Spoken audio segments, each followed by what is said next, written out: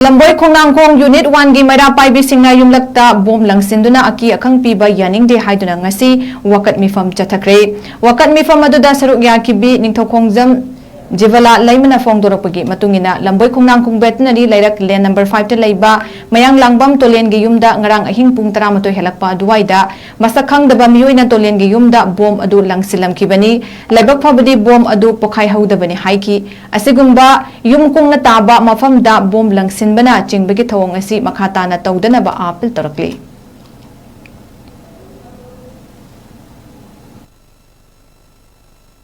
ngasi wakat pham dari je Lamboi Khongnangkhong Unit 1 gi Maira Paibi Singni ngarang thokkiba thodokta mayang lambam tolen jaw singa angom puri khomba ani na laibagi yumda bom mama athing bada langsin berame adubu laibak phabadagi bom do pokhai haudre akoina haijani ba ngasi gi wakat pham jari bagi maramdi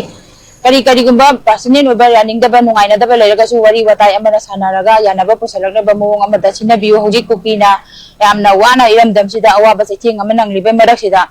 Mukhoina langselami ba yumduda natabada thangnabada laiba yum yam kungna tai thangnabada laibada chu aki tu jungba pibada natana kairoi lakai da chu aki tu jungba piba gi thawong ama oi aduna yaragadi matung tabada asigumba aki tu jungba piba bom langsabagi thadokse tawbidana ba na ngasi Lamboi Khongnangkhong Unit 1 gi Maira Paibi na media gi thongda haijeri